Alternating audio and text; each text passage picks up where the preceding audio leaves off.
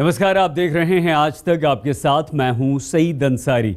9 बजे के इस बुलेटिन की शुरुआत हम एक ऐसी खबर से कर रहे हैं जो देश की राजनीति में नरेंद्र मोदी के असर को थोड़ा और पुख्ता करती हुई दिख रही है। आज बीजेपी के लिए दो खुशखबरियां आई हैं।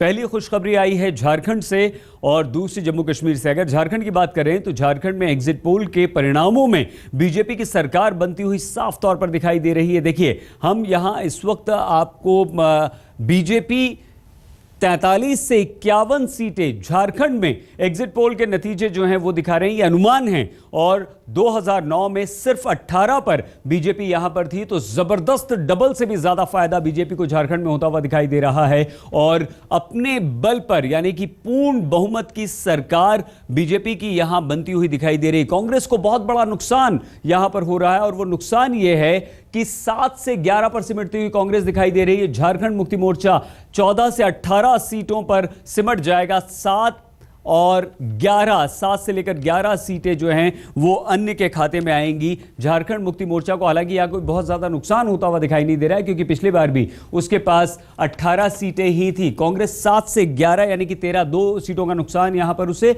और सबसे बड़ा फायदा जो है वो बीजेपी को, यानी कि पूर्ण बहुमत के साथ अभी तक एग्जिट पोल के अनुमानों के अनुसार बीजेपी सरकार बनाती हुई झारखंड में दिखाई दे रही है। अगर एग्जिट पोल के नतीजे सटीक साबित होते हैं तो इसकी वजह क्या होगी, यह हमने जानने की कोशिश की है राजनीतिक विशेषज्ञों से।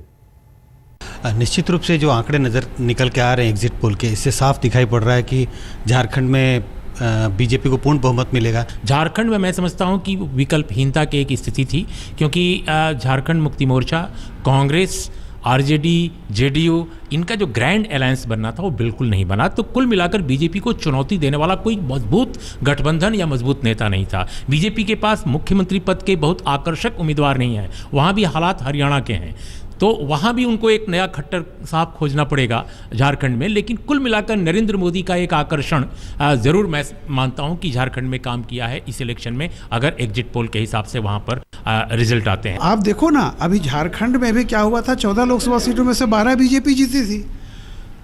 तो आश्चर्य तो तब होता जब विधानसभा में इसके उलट होता।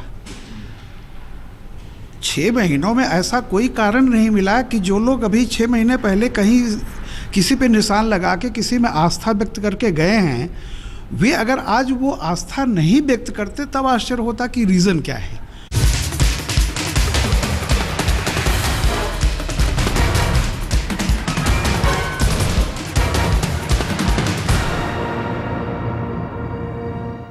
और दूसरी खुशखबरी बीजेपी के लिए जम्मू कश्मीर से आई है। एग्जिट पोल के अनुसार जम्मू कश्मीर में बीजेपी दूसरी सबसे बड़ी पार्टी बनती हुई दिखाई दे रही है। देखिए, यहां पर 27 से 33 सीटों के बीच में जो अनुमान अभी एग्जिट पोल में लगाया जा रहा है, उसमें बीजेपी को यहां पर मिल रही हैं सीटें, जो कि जम्मू कश्मीर में बीजेपी के पास 2008 में सिर्फ 11 सीटें थी। पीडीपी 32 से 38 तक, जो कि यानी कि पीडीपी को भी थोड़ा सा यहां पर फायदा दिखाई दे रहा है। पीडीपी 21 सीटों पर पिछली बार, लेकिन बीजेपी जो है वो सबसे बड़े दूसरे दल के रूप में उभरती हुई दिखाई दे रही है। कांग्रेस 4 से 10 पर सिमटती हुई यहां पर हमें नजर आ रही है। कांग्रेस के पास 17 सीटें थी, बहुत बड़ा नुकसान कांग्रेस को यहां पर हुआ है। नेशनल कॉन्फ्रेंस 8 से 14, जो कि 28 पर थी। कांग्रेस से भी बड़ा अगर किसी को नुकसान हुआ है तो वो नेशनल कॉन्फ्रेंस को हुआ है, यानी कि उमर अब्दुल्ला मुख्यमंत्री की कुर्सी अपनी गंवाते हुए दिखाई दे रहे हैं। अन्य 2 से 8 सीटें हासिल कर सकती हैं कांग्रेस। और नेशनल कॉन्फ्रेंस की जो सरकार है वो जम्मू कश्मीर से जाती हुई दिखाई दे रही है। लेकिन अब सरकार कैसे बनेगी, क्योंकि ये